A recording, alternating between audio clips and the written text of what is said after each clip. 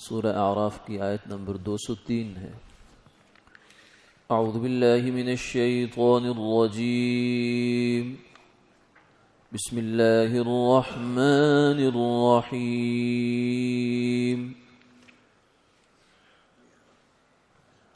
وَإِذَا لَمْ تَأْتِهِمْ بِآيَةٍ قَالُوا لَوْلَا اجْتَبَيْتَهَا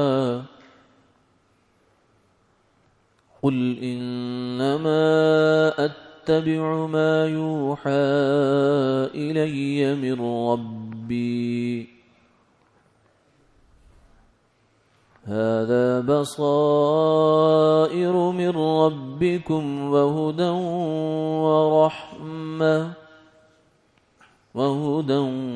وَرَحْمَةٌ لِقَوْمٍ يُؤْمِنُونَ۔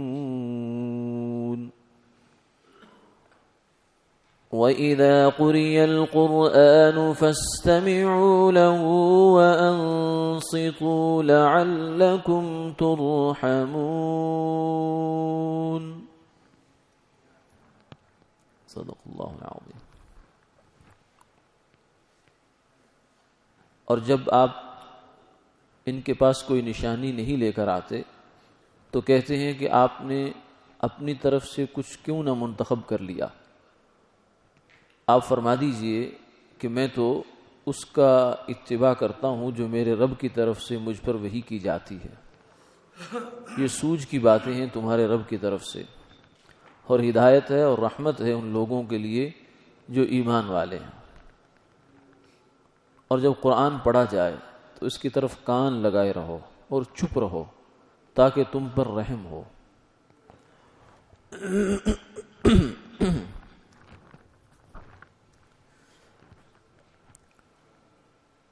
پہلی آیت مبارکہ میں مشرکین مکہ کی طرف سے ایک بے تکا سوال جو کیا جاتا تھا اس کا تذکرہ ہے۔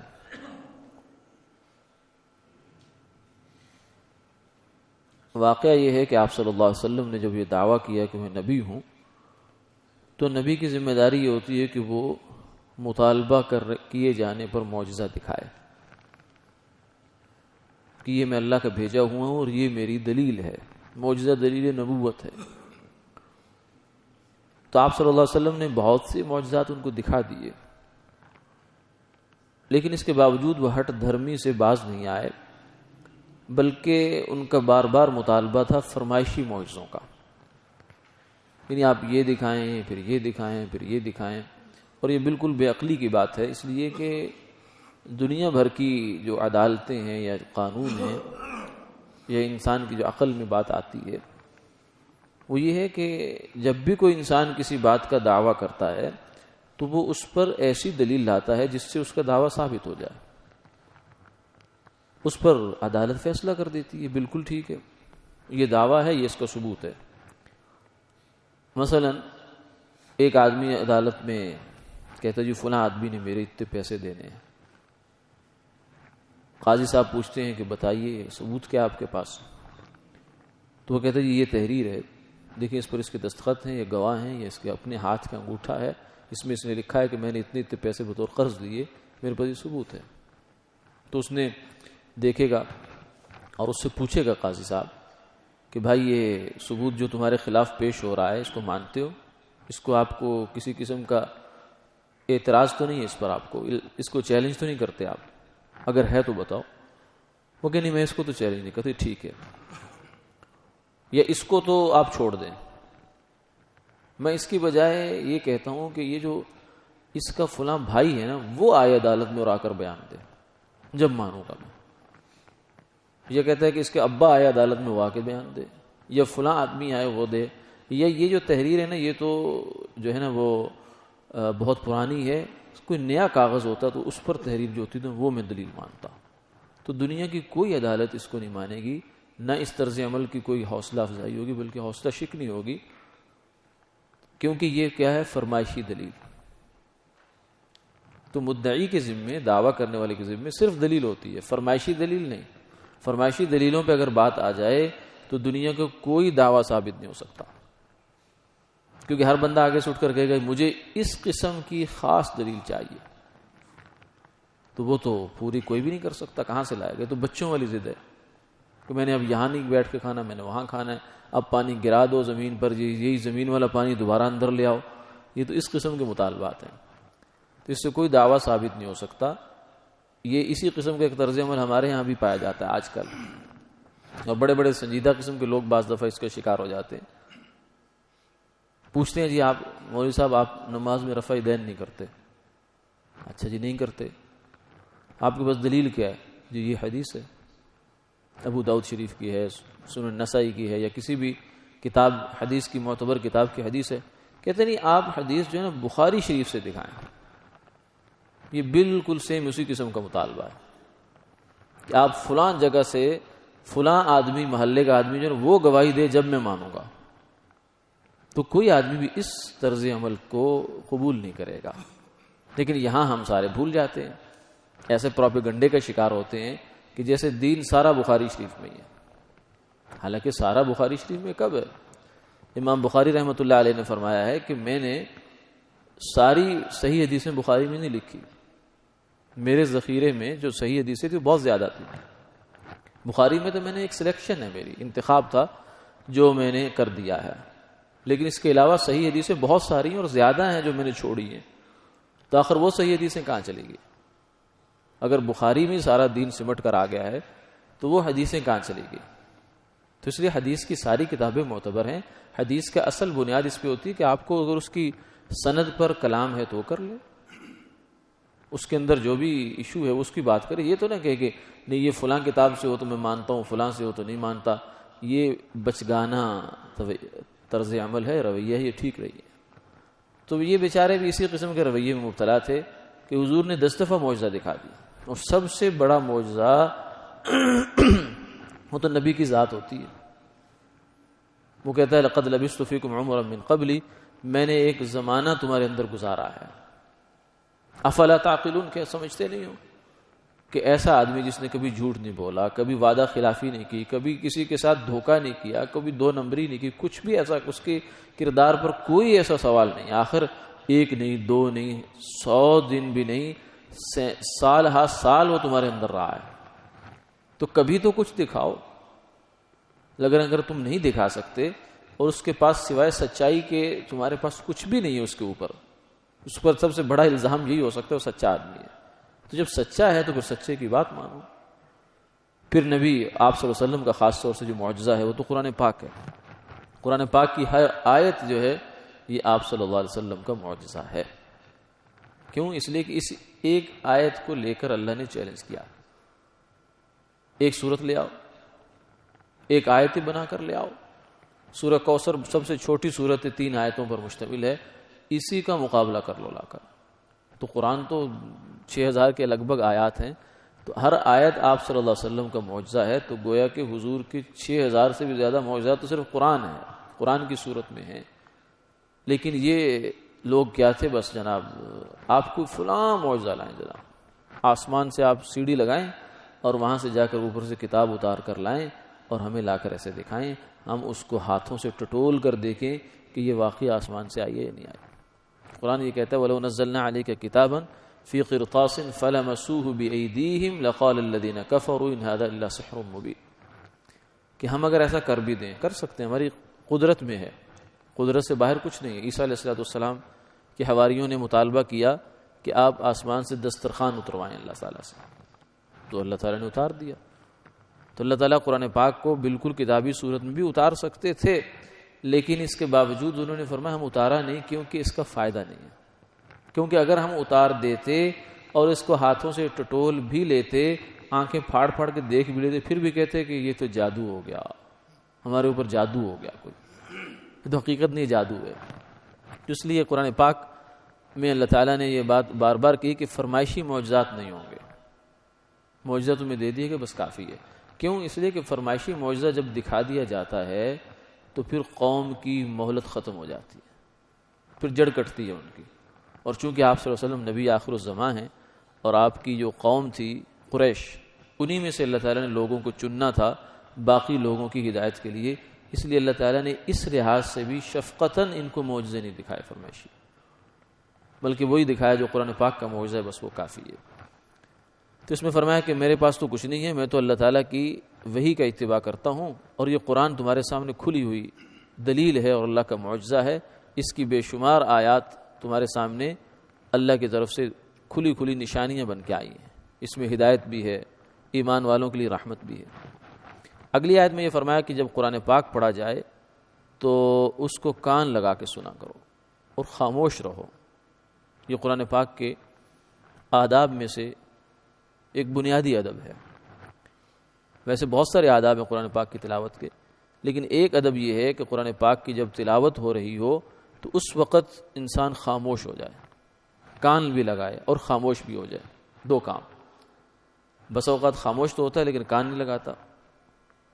جیسے ہم نماز میں کھڑے ہوتے ہیں، امام صاحب تلاوت کر رہے ہیں لیکن ہم نے خاموش تو ہوئے لیکن کان نہیں لگایا۔ کان کا مطلب ہے دل کا کان، کانوں میں آواز تو پڑ رہی ہے لیکن توجہ نہیں ہے۔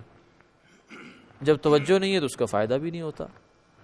اس لیے امام صاحب نے کون سی خوبصورت پڑھی ہے نماز میں ہمیں یاد بھی نہیں ہوتی، بالکل خیال ہی نہیں ہوتا، بس اٹھک بیٹھک میں چل کر ہم تکبیر تحریمہ سے لے کر سلام تک جو نماز ہے اس کو اپنا پورا کر لیتے ہیں اور بس نماز ختم۔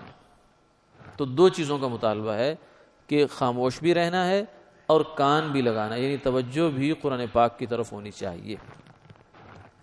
اسی آیت مبارکہ سے بعض علماء نے، ائمہ نے اس بات پر استدلال کیا ہے کہ نماز میں جب قرآن پاک پڑھا جاتا ہے تو اس وقت خاموش رہنا چاہیے آدمی کو۔ یہ آیت قرآنی بھی ہے اور اس کے علاوہ احادیث جو ہیں ان کے اندر بھی یہ بات ذکر ہے کہ امام کے پیچھے قرآن پاک کی قرات نہیں ہوگی۔ مسلم شریف کی روایت میں بھی آتا ہے من کان لہ امام فقراءۃ الامام لہ قراءۃ، کہ جس آدمی کا امام موجود ہو اس کی امام کی قرات ہی اس کی قرات ہے۔ سورہ فاتحہ بھی نہیں پڑھی جائے گی اور اس کے بعد جو قرآن پاک ہے وہ بھی نہیں پڑھا جائے گا، کیونکہ سورہ فاتحہ بھی قرآن ہے۔ ہاں جب اپنی نماز پڑھ رہے ہوں گے پھر اگر سورہ فاتحہ چھوڑ دی یا قرآن چھوڑ دی پھر نماز نہیں ہوگی، کیونکہ آپ نے فرمایا لا صلاۃ الا بفاتحۃ الکتاب، کیونکہ سورہ فاتحہ پڑھے بغیر نماز نہیں ہوتی۔ یعنی جب امام کی نماز یا اکیلا آدمی جو نماز پڑھ رہا ہے اس کی نماز اس کے بغیر نہیں ہوگی۔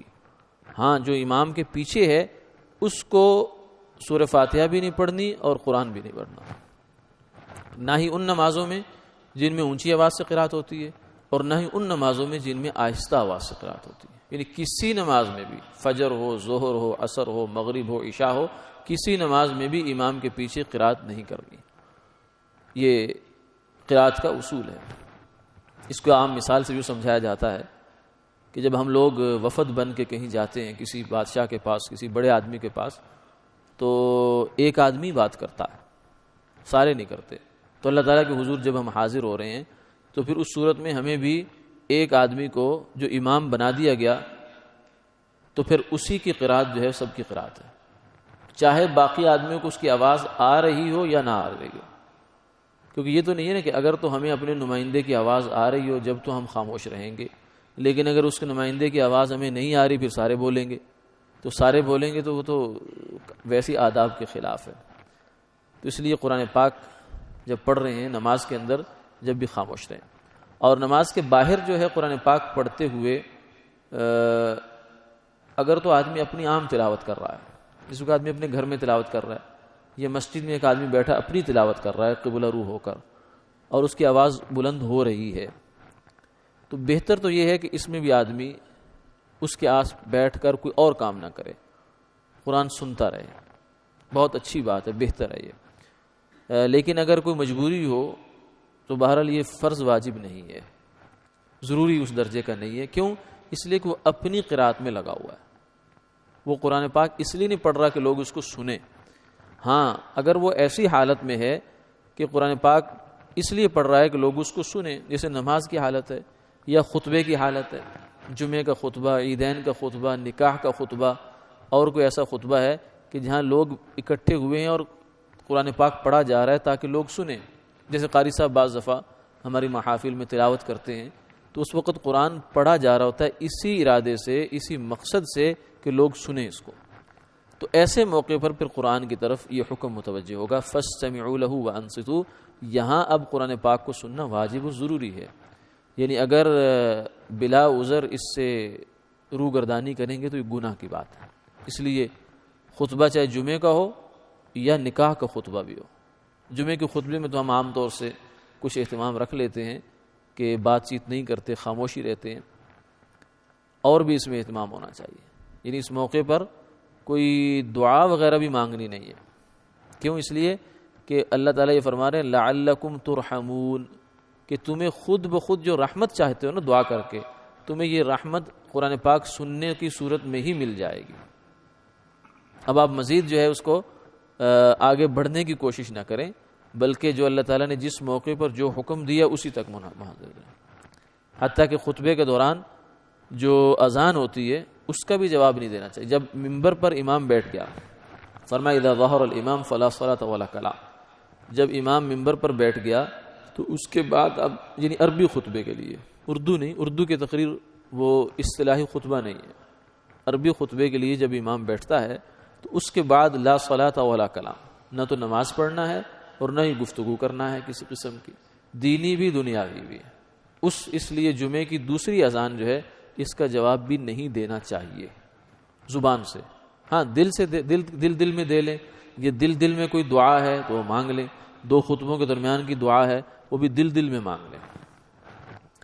تو خطبوں کے دوران بھی یہ حکم ہے. اس کے علاوہ عام محافل میں بھی اس بات کا حکم ہے کہ قرآن پاک کی تلاوت جب ہو رہی ہو تو اس کی طرف کان لگائیں. جیسے ہمارے ہاں بھی درس سے پہلے جو قرآن پاک کی تلاوت کی جاتی ہے یہ بھی اسی مقصد سے ہوتی ہے کہ اس کو سنا جائے. اس دوران خود سے پڑھنا اس آیت کو یا کسی اور چیز کو پڑھنا یہ جائز نہیں ہے.